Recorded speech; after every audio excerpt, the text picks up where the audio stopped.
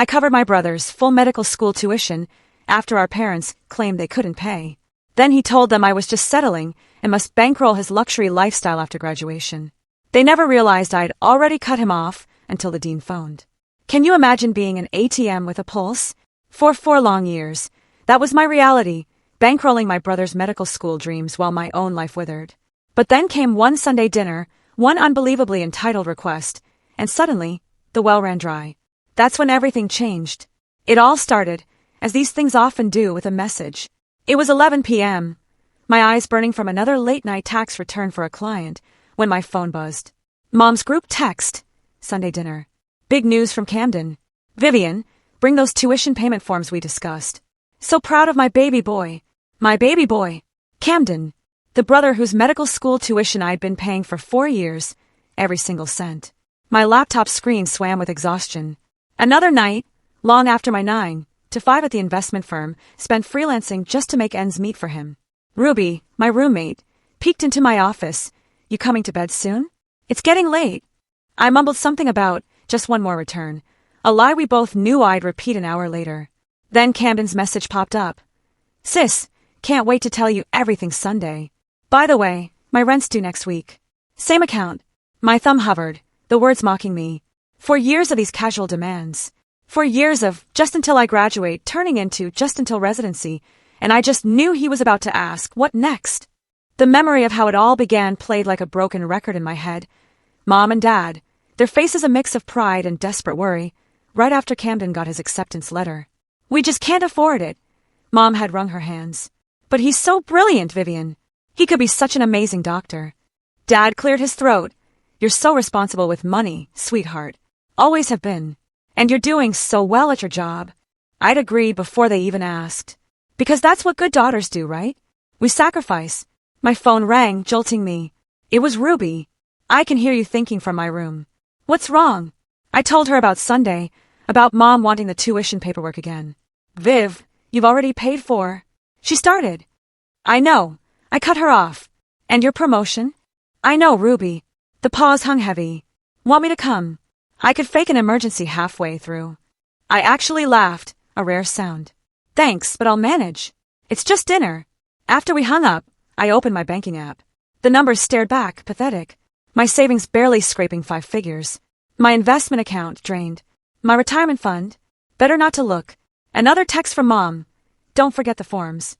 Camden, so excited to discuss his future plans. Future plans. The words felt like lead in my gut. I opened my desk drawer, pulling out a folder. Camden Medical School. Inside, neat rows of numbers. Each one a piece of my life I'd sacrificed. Tuition, books, rent, car insurance. All meticulously documented in my accountant's precise hand. Ruby appeared again, arms crossed. You know what your problem is?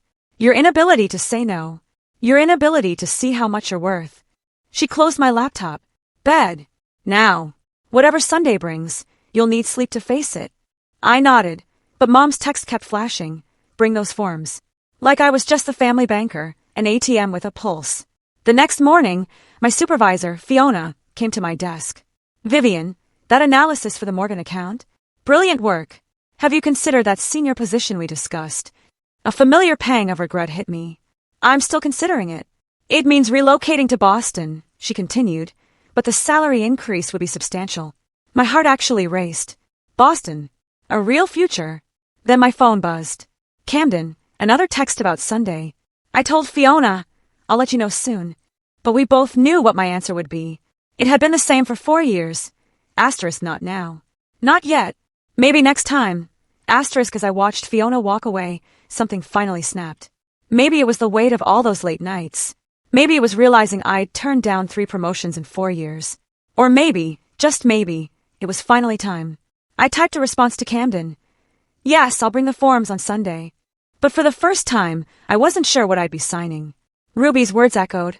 Your inability to see how much you're worth. Sunday was coming, and something told me it wouldn't be just another family dinner. Mom's pot roast filled the house with that sickly sweet aroma of forced celebration as I stepped through the door, my folder tucked under my arm. The good china was out, always a sign Camden was the star. There's my responsible girl. Mom practically pounced, immediately reaching for the folder. Let's get the boring paperwork out of the way before dinner. I held on. Maybe we should eat first. Camden bounded down the stairs, a designer watch glinting on his wrist.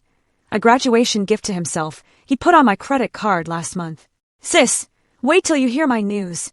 Dad emerged from his study, newspaper in hand. There's my 2 successful children, he beamed, but his eyes were on Camden. We gathered around the dining table, Mom's best tablecloth beneath steaming dishes. My favorite red wine was poured, a bad sign. Mom only served that when she wanted something.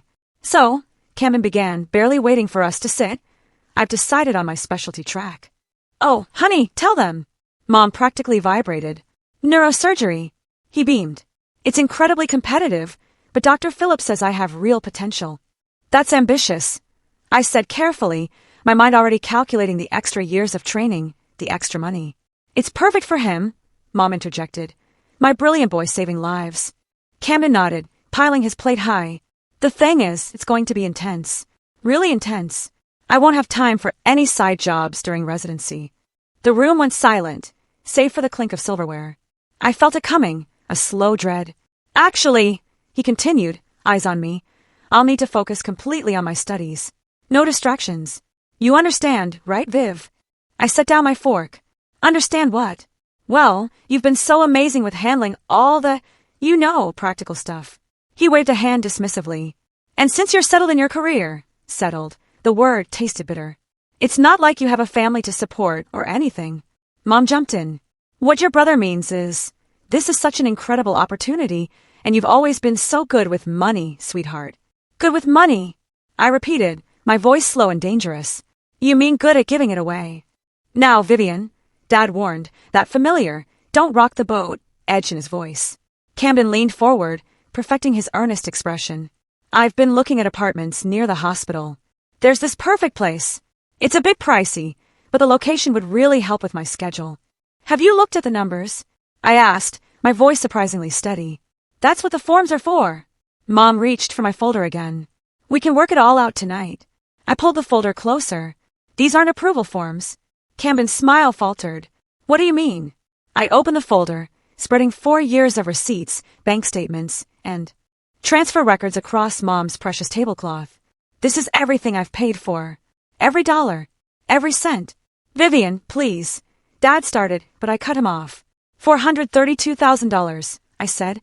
That's not including the car, the rent, or the credit cards. The silence was deafening. But that's what family does, Camden said weakly. We support each other. Support. I laughed, a harsh, unfamiliar sound. When's the last time any of you asked about my life? My dreams? Did you know I was offered a promotion last week? That's wonderful, dear. Mom chirped. But right now we need to focus on Camden. Like always. I stood up, gathering the papers. I'm done. Done. Camden's voice cracked. What do you mean, done? I mean done. Finished. No more payments. No more support. No more putting my life on hold. You can't do this. Mom's voice rose to a shriek. He's your brother. Yes, he is. And he's also an adult who can figure out his own finances. I walked to the door, then turned back. Oh, and Camden? Hope you enjoyed the Last Supper. Vivian. Mom shrieked. Don't you dare walk out. What will people think? I paused at the door. They'll think exactly what I should have realized years ago. That I'm not an ATM. I'm a person. The drive home was a blur, my phone exploding with frantic messages from Mom, Dad, Camden, all demanding I come back, all insisting I was selfish. When I walked into my apartment, Ruby took one look at my face and grabbed 2 wine glasses. How bad was it? She asked. Actually, I said, a strange lightness in my chest. I think it was exactly what needed to happen. My phone buzzed again. Fiona. Still interested in that Boston position? For the first time in years, I smiled as I typed my response. Yes, absolutely. Yes. The next morning, I walked into the bursar's office at Camden's medical school. My hands were steady as I signed the paperwork. You want to terminate all future payments? The clerk looked up. Are you sure about this, Miss Wade? Completely. I slid the form across the desk. And I'd like a note added to the account stating I'm no longer responsible for any charges. The student will need to make alternative arrangements immediately, she warned. That's not my concern anymore. My phone had 37 missed calls by the time I reached my office. I silenced it, focusing on work, but Ruby's message caught my eye. Lunch. You look like you need to talk. We met at our usual cafe. Ruby ordered extra-large coffees. Spill, she demanded. I did it, I said. I cut him off completely.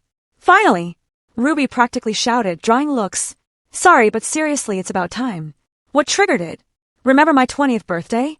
The one where Mom turned my party into a fundraiser for Camden's medical books. Ruby nodded.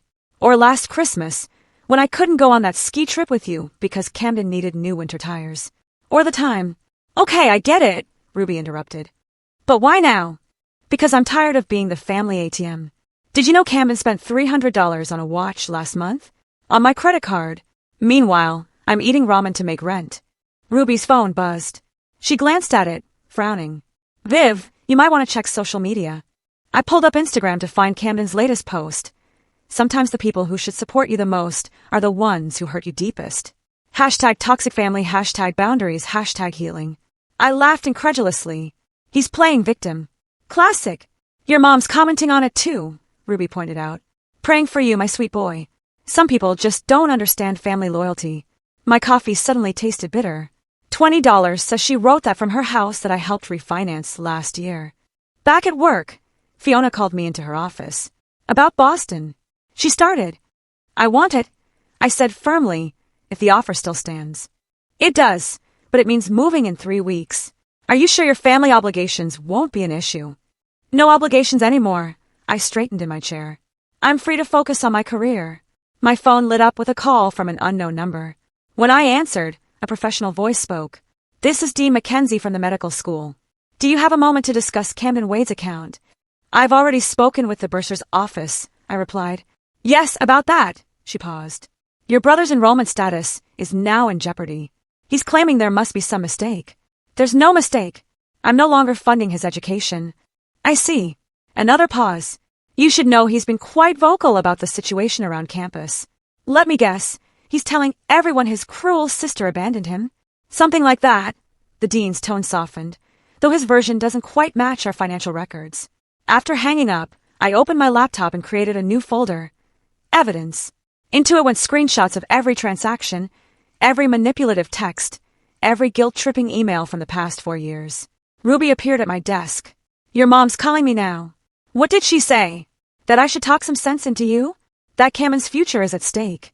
Ruby rolled her eyes. I told her I fully support your decision and hung up. My email pinged. A message from Dad. Princess, please reconsider. Your mother's beside herself. Camden's devastated. This isn't like you.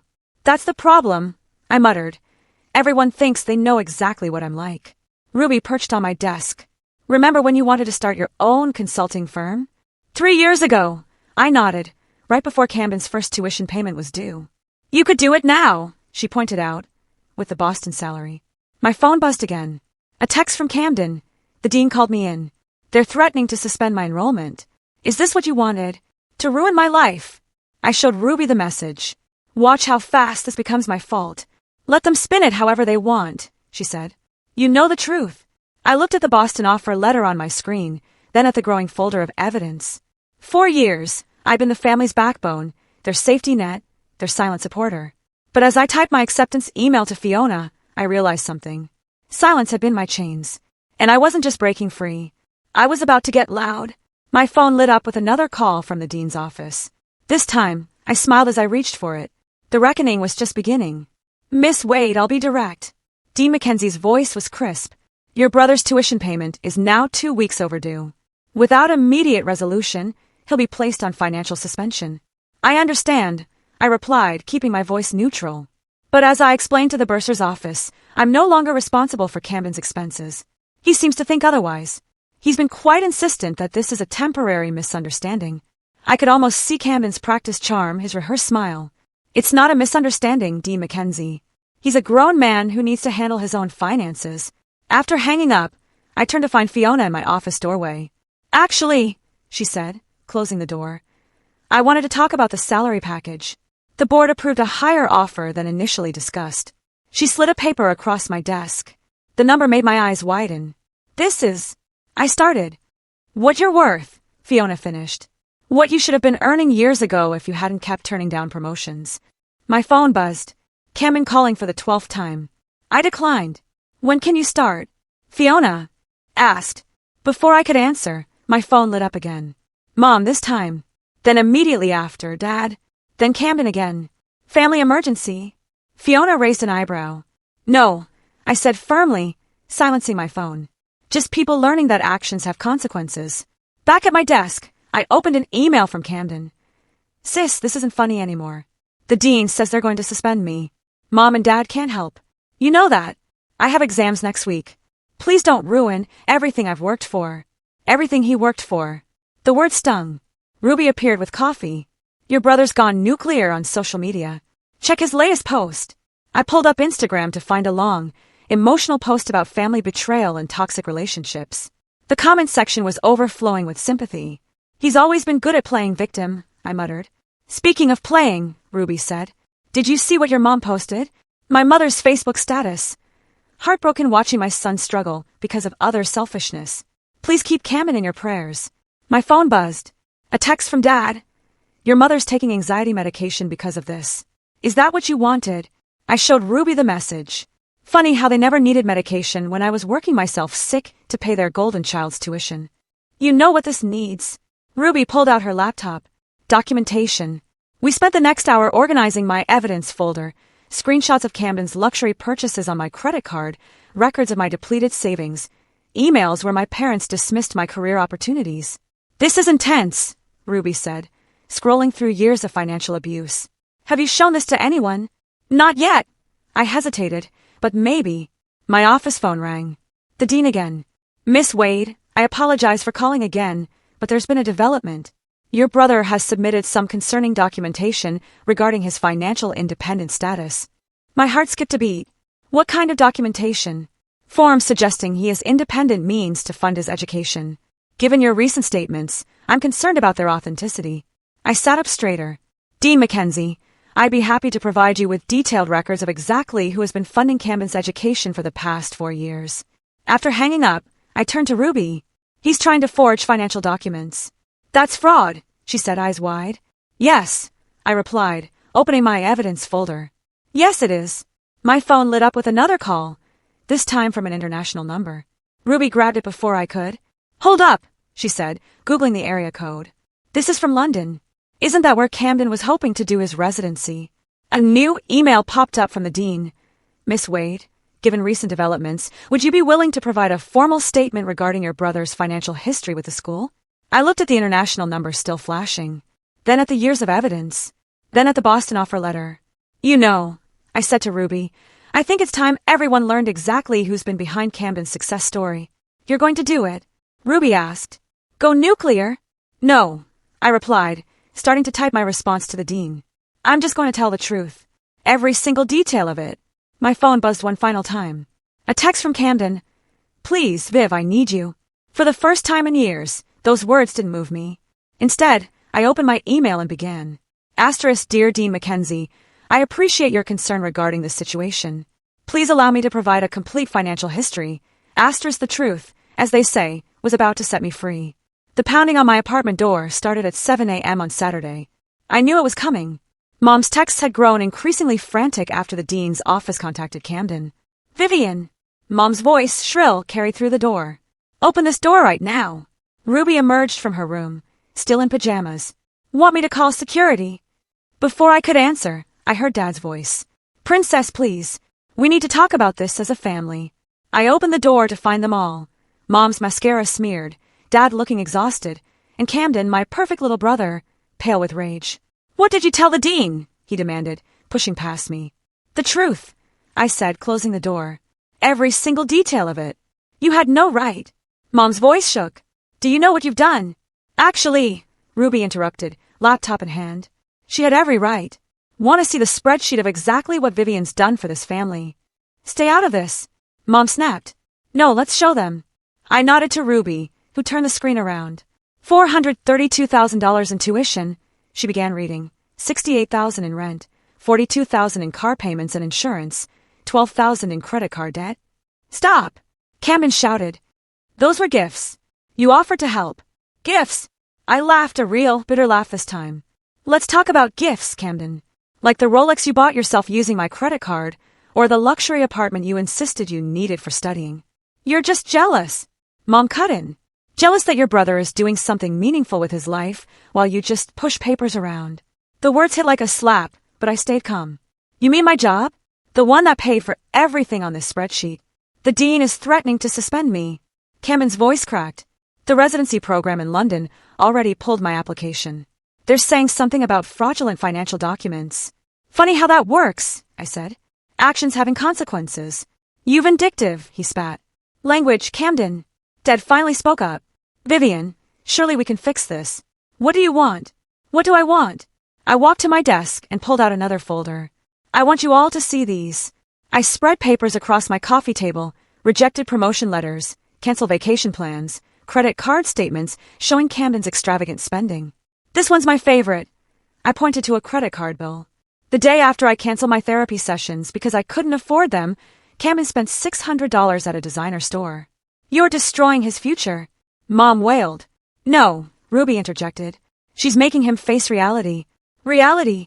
Camden laughed bitterly. The reality is she's trying to ruin my life because she's bitter about her own choices. My choices. Something snapped inside me. Like the choice to skip my best friend's wedding because you needed emergency textbook money, or the choice to live with a roommate at 33 because all my savings went to your tuition. We're your family. Mom pleaded. Family doesn't treat each other like ATMs, Ruby said. Nobody asked you. Mom turned on her. Actually, I said quietly, I'm asking her to witness this moment when I tell you all I'm moving to Boston. I've accepted a promotion, a real one, with a 6-figure salary and benefits. The silence was deafening. You can't, Camden whispered. Watch me. I handed him a stack of papers. Here's every transaction I've ever made for you. Every dollar you owe me. Every opportunity one gave up. We'll never be able to pay this back, Dad said, looking at the numbers. I know. I met his eyes. That's not why I'm showing you. I'm showing you so you understand exactly what you're losing. Your soul. Mom's voice dripped venom. Your family. No, I replied. Your safety net. Camden's phone buzzed. The dean's office. His face went white. They're suspending my enrollment, pending a financial investigation. Actions, I repeated softly, have consequences. Please. He looked up, tears in his eyes. I'll do anything. Just tell them it was a mistake. It wasn't a mistake, Camden. It was exploitation. And it's over. Mom grabbed her purse, hands shaking. Come on, Camden. We'll figure this out ourselves. Good luck with that, Ruby muttered. As they filed out, Dad lingered. Vivian, don't. I cut him off. Just don't. After they left, Ruby hugged me tight. You okay? Better than okay, I said, a wave of pure relief washing over me. I think it was exactly what needed to happen. My phone pinged. An email from the dean, requesting a formal meeting about Camden's financial disclosures. You know what? I said, starting to type my response. For the first time in years, I really am. The truth hadn't just set me free. It had given me my life back. Your brother's gone full martyr mode, Ruby said, sliding her phone across my desk. Check his latest Instagram post. I glanced at the screen. A black and white photo of Camden in his white coat, stethoscope artfully arranged.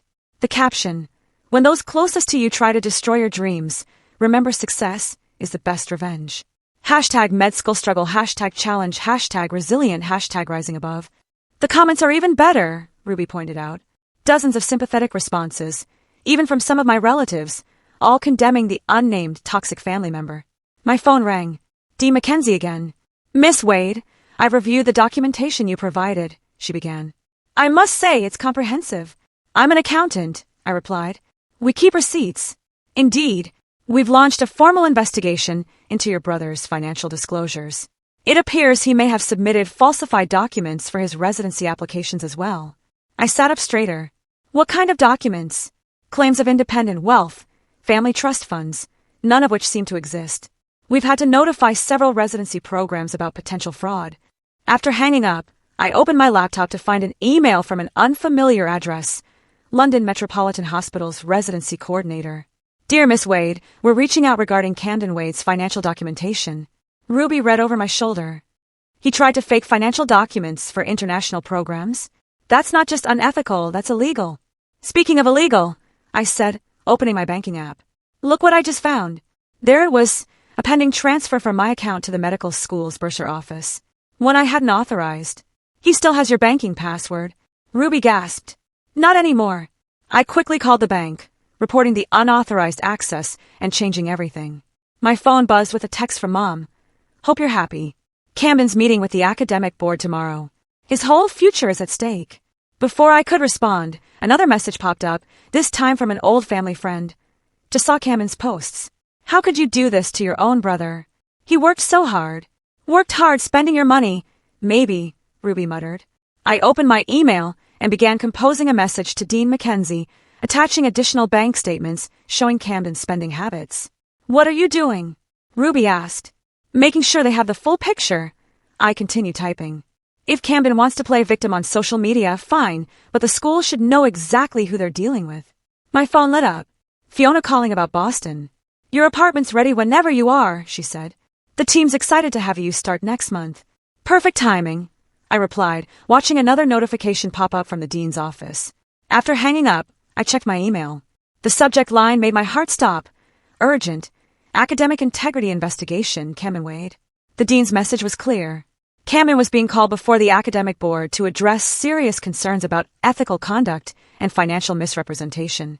Ruby whistled low. That's going to leave a mark. He did this to himself, I said, but my hands shook slightly as I typed my response, confirming I would attend as a witness if needed. My phone buzzed again. Dad, this time. The neighbors are asking questions.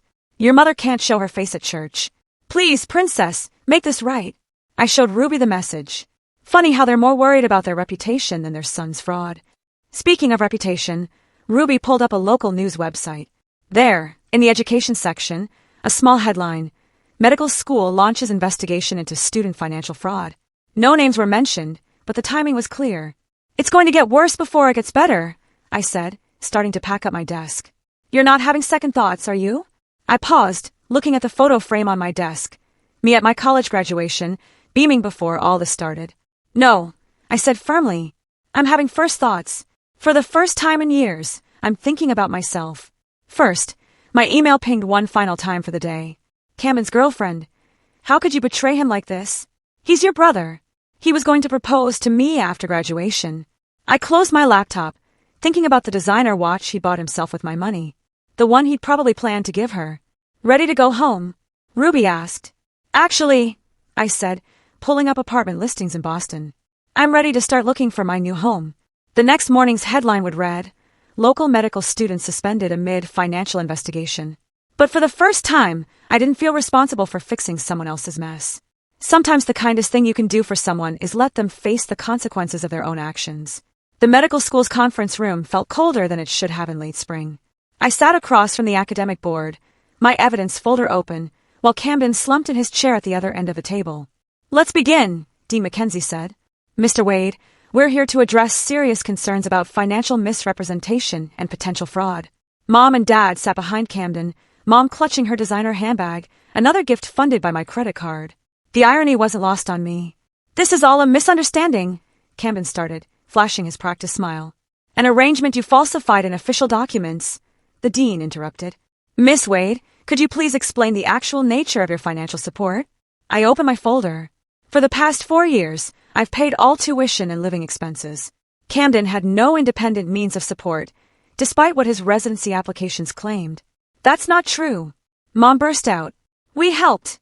Mrs. Wade, Dean Mackenzie warned. Please refrain from interrupting. I pulled out the bank statements. Every payment came from my accounts. I have records of every transaction, including personal expenses Camden charged without authorization. The board members passed the documents around, their expressions growing grimmer. Mr. Wade, one spoke up. You claim to have access to a family trust fund in your London residency application. Camden's face went pale. I was going to set one up. With what money?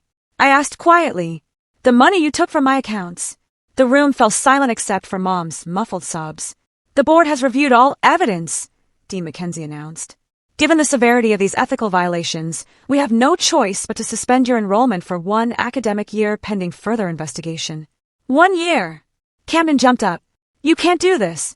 I'm months from graduating. Actions have consequences. I echoed my earlier words. As we left the conference room, a young reporter from the student newspaper approached. Excuse me, could I get a comment about the academic board's decision? Before Camden could speak, I stepped forward. I think this case demonstrates the importance of integrity in medical education. Future doctors should be held to the highest ethical standards. The story broke that evening. Medical students suspended. Financial fraud raises ethics concerns. It was picked up by local news stations within hours. Back at my apartment, Ruby was packing boxes for my Boston move when my phone exploded with notifications. Your brother's girlfriend dumped him, she reported, scrolling through social media. Publicly on Instagram. How the mighty fall, I murmured, taping up another box. My phone rang. Dad again. Princess, the church committee is asking your mother to step down. Our reputation in the community is exactly as real as Camden's trust fund. I finished for him. After hanging up, I checked my email to find a message from Fiona. Your corner office in Boston is ready. The team can't wait to meet their new director. Ruby held up a bottle of champagne. Time to celebrate. Before I could answer, there was a knock. Camden stood there, looking nothing like the polished medical student from his Instagram posts. Can we talk? He asked, his voice rough. I think we're done talking. Please, Viv. I messed up. I know that now. Now. I laughed. Not when you were forging documents. Not when you were stealing from my accounts. Not when you were playing victim on social media. I can change, he pleaded. Yes, you can. But not with my money. I started to close the door. Wait! He thrust an envelope at me. I wrote everything down. How sorry I am. What you mean to me. Please, just read it. I took the envelope but didn't open it. Goodbye, Camden. After he left, Ruby picked up another box. You okay? Better than okay. I looked around my half-packed apartment. I'm free. My phone pinged with a final email from Dean Mackenzie. Miss Wade, thank you for your courage in coming forward. Your testimony will help establish stronger ethical guidelines for our program. I placed Camden's unopened letter in a box labeled Passed and sealed it shut. The next morning's headline read, Local Family's Social Standing Shaken by Medical School Scandal. Mom's church friends were gossiping. Dad's golf buddies were suddenly too busy. But as I loaded the last box into my car, ready for my drive to Boston, I felt only lightness. The weight of family obligation had been replaced by something better. Self-respect. Ruby hugged me goodbye. Show them what you can do when you're not carrying everyone else. I smiled, starting the engine. I planned to. The rearview mirror showed my old life growing smaller. Ahead lay Boston, a corner office, and a future that was finally completely my own. The Boston skyline glittered through my office window as I reviewed the latest quarterly reports. A knock on my door. Miss Wade? My assistant poked her head in. There's someone here to see you. Says she's from your old hometown. I looked up to find a young woman, barely 20, clutching a folder. It looked eerily similar to the one I'd carried into the bursar's office that day. I'm Sarah, she said nervously. I read about your story in the Medical Ethics Journal about standing up to your brother and the financial fraud. I gestured for her to sit. What can I help you with? My sister's doing the same thing to me, she burst out, making me pay for her law school, her apartment, everything. Our parents say it's my duty because I have a good job, but I'm drowning in debt. I opened my desk drawer and pulled out a familiar folder, my evidence file, now used as a template for others. First, I said, we document everything. As I helped Sarah organize her financial records, my phone lit up with a text from Ruby. Your brother's latest update. Thought you should see it. Camden's post showed him in scrubs at a small rural clinic. Starting over isn't easy, but sometimes hitting rock bottom teaches you who you really are. Grateful for the second chance as a medical assistant. #humility, #personal growth. Looks like someone finally learned about honest work, I murmured. Director Wade? My assistant appeared again. Your investment team is ready for the presentation. I walked into the conference room. As I listened to their confident voices, I remembered my own voice shaking in that medical school conference room. My phone buzzed. Mom's first message in months. The church committee asked about you. I didn't know what to say. I replied simply, try telling them the truth. After the meeting, I had lunch with my new mentor, a senior VP who'd taken me under her wing. The board's impressed with your division's performance, she said. They're talking about expanding your team. I'm thinking of starting a foundation, I told her, for siblings trapped in financial abuse situations, like Sarah this morning. Using your story to help others. She smiled. That's turning pain into purpose. Back in my office, I found an email from Dean Mackenzie. Thought you'd want to know. We've implemented new financial verification procedures. We're calling it the Wade Protocol. Your stand changed things. My assistant brought in the afternoon mail, including a thick envelope from my father. Inside was a check, Partial repayment for Camden's expenses, along with a letter. Princess, I failed. I chose peace over justice. I let your mother's enabling blind me. The money's not much, but it's a start. I'm in counseling now, learning to be better. Proud of who you've become. Love, Dad. The check wasn't large, but the acknowledgement was priceless. My phone rang. Ruby, FaceTiming from my old apartment. Guess who I ran into? She said. Your brother's ex-girlfriend. She's warning other women about entitled med students now. Called it her public service. I laughed. Then noticed another email notification. A message from Camden's clinic supervisor requesting a reference. He's applying for a physician assistant program, the email read.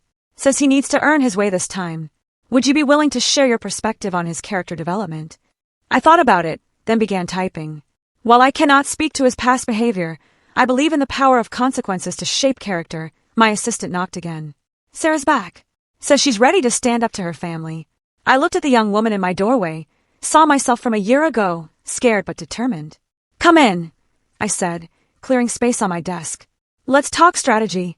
As we worked, I glanced at the plaque on my wall, Director of Investment Strategy, and smiled at how far I'd come since those late nights doing extra accounting work. To pay Camden's bills, my phone lit up with a final message for the day from Ruby. Miss you, but proud of you. You're changing lives up there. I looked at Sarah, already stronger just from having someone validate her struggles, and my team's reports showing record growth. At Dad's letter of accountability. At Camden's slow journey towards redemption. Ready to take your life back? I asked Sarah. She straightened her shoulders, nodding. Then let's begin, I said, opening my laptop. Because the best revenge isn't just living well, it's helping others break free too. My revenge wasn't cruel. It was overdue. And its ripples were still changing lives, one story at a time. This journey changed everything for me. Have you ever felt like you were just an ATM for someone else, or had to make a tough decision to reclaim your own life? I really want to know what you think. Drop a comment below.